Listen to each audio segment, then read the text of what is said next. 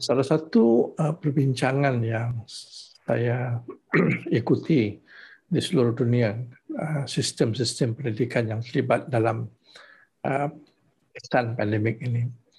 Perbincangan yang menjadi fokus mereka ialah kesannya kepada pelajar itu. Sebab setelah hampir 2 tahun pelajar yang boleh dikatakan kebanyakan daripada masa mereka itu berada di rumah dan bukannya di sekolah seperti biasa, apakah berlaku learning loss ataupun ada juga yang mengatakan learning gain.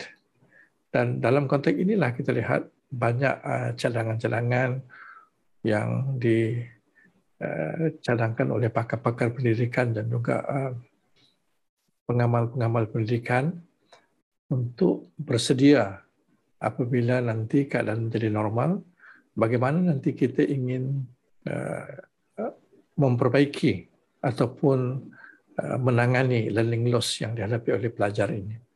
Nah, dalam konteks ini, saya melihat ada 2 pandangan untuk mereka menghadapi learning loss ataupun learning gap.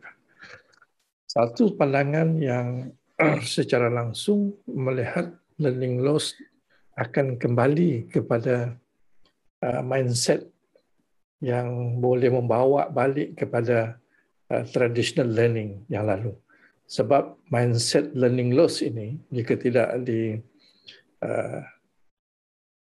ditangani secara berhati-hati, kemungkinan apabila persekolahan kembali seperti sedia kala, keseluruhan sistem kita akan menangani learning loss ini dalam konteks pendekatan pembelajaran konvensional yang telah kita lalui sebelum ini. Dan jika ini berlaku, merupakan satu kerugian kepada mereka yang merasakan bahawa salah satu lesson learn yang kita pelajari dalam pandemik ini ialah learning system yang kita cuba manfaatkan dalam menghadapi pandemik ini bukanlah secara konvensional. Dan kalau mengikut Stephen Hoover mengatakan bahawa salah satu daripada kesan yang paling ketara apabila berlakunya pandemik ini ialah digital learning. Penggunaan internet, penggunaan teknologi digital untuk mengatasi setback pembelajaran yang dihadapi oleh guru dan juga oleh para pelajar ketika pandemik. Oleh sebab itulah mereka mengatakan bila kita masih lagi terikat dengan mindset learning loss, maknanya apabila keadaan kembali normal, kita akan mengembalikan, akan mendapatkan semula kehilangan pembelajaran itu berdasarkan kepada traditional learning.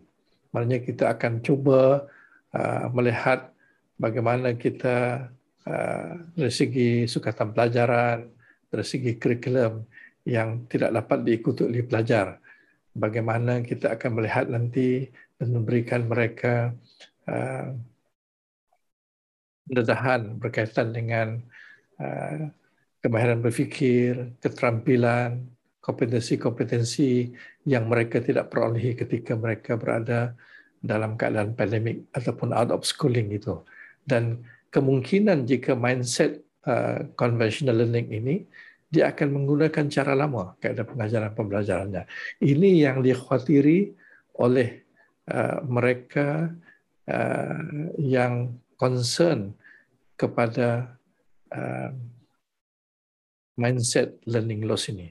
Sebab itu mereka mencadangkan satu perspektif untuk kita melihat kepada learning loss ini bukan melihat secara learning loss tetapi kita menggunakan pendekatan learning lab ataupun lonjakan pembelajaran. Kerana mereka mengatakan learning loss itu boleh membawa kepada traditional learning ataupun conventional learning, tetapi lonjakan pembelajaran learning lab itu membawa satu orientasi ke arah kita memanfaatkan a new learning system yang sebahagian besarnya telah kita manfaatkan ketika kita berada dalam keadaan pandemik yang setiap orang yang terlibat, sama ada guru ataupun ibu bapa ataupun guru-guru, semuanya secara langsung sebenarnya sudah menerima pakai dan sudah menerima bahawa sistem pembelajaran yang baru yang berorientasikan digital learning dari segi kaedahnya, dan yang kedua lebih bersifat personalizations, dan yang ketiganya kita lihat lebih bersifat kaedah pengajaran itu secara hybrid dan tidak lagi secara yang hanya terikat kepada satu kaedah. Secara hybrid yang menggunakan kaedah pelbagai kaedah yang sama ada konvensional ataupun digital itu digabungkan menjadi kaedah hybrid, dan sebahagian guru-guru telah biasa dengan kaedah-kaedah yang dipanggil kaedah deep classroom ataupun blended learning yang telah mula digunakan oleh guru-guru. So, jadi maknanya kalau kita menggunakan orientasi learning lab ini, maknanya kita lebih kepada orientasi memanfaatkan sistem pembelajaran yang baru ini. Dan saya rasa saya bersetuju dalam konteks kita menangani yang dipanggil learning loss ini, kita menghadapinya dengan orientasi learning lab ataupun lonjakan pembelajaran. Sebab itu kita lihat kalau ada negara-negara yang tertentu mereka tidak menangani learning loss ini dengan cara remediation ataupun pemulihan, tapi mereka menggunakan pendekatan apa yang dipanggil acceleration. Dan acceleration ini juga dikaitkan bagaimana mereka boleh memanfaatkan sistem pembelajaran yang baru yang saya sebutkan tadi. So, jadi saya mengambil kesempatan ini untuk mencadangkan semua pihak, ya, sama ada PPD, GPN ataupun sekolah, apabila keadaan kembali normal, cuba memanfaatkan pendekatan-pendekatan yang kita gunakan ketika PDPR yang kita rasakan boleh berdaya maju dalam konteks untuk kita menangani the learning loss ini.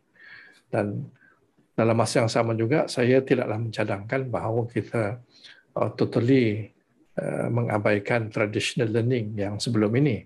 Saya mencadangkan supaya cara kita menangani learning loss belajar ini ialah dengan hybrid, menggabungkan kaedah tradisional yang sebelum ini, yang konvensional, dan juga kaedah yang baru. So, jadi gabungan ini bukan sahaja nanti kita akan lihat dalam perbincangan berikutnya nanti, bukan saja kita melihat kepada remediation, tetapi dalam masa yang sama juga kita melihat kepada acceleration, pecutan pembelajaran itu.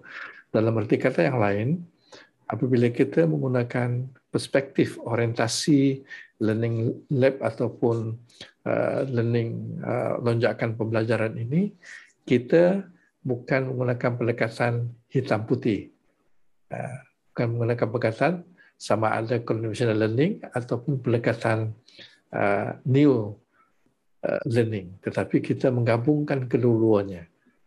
Kita hybrid, menggabungkan keduanya, dan kita memanfaatkan kekuatan conventional learning dan juga kekuatan new learning system. Cuma nanti kita ke arah mana kita nak bawa? Dalam pembelajaran itu kita nak memastikan personalization, differentiation pelajar itu berlaku.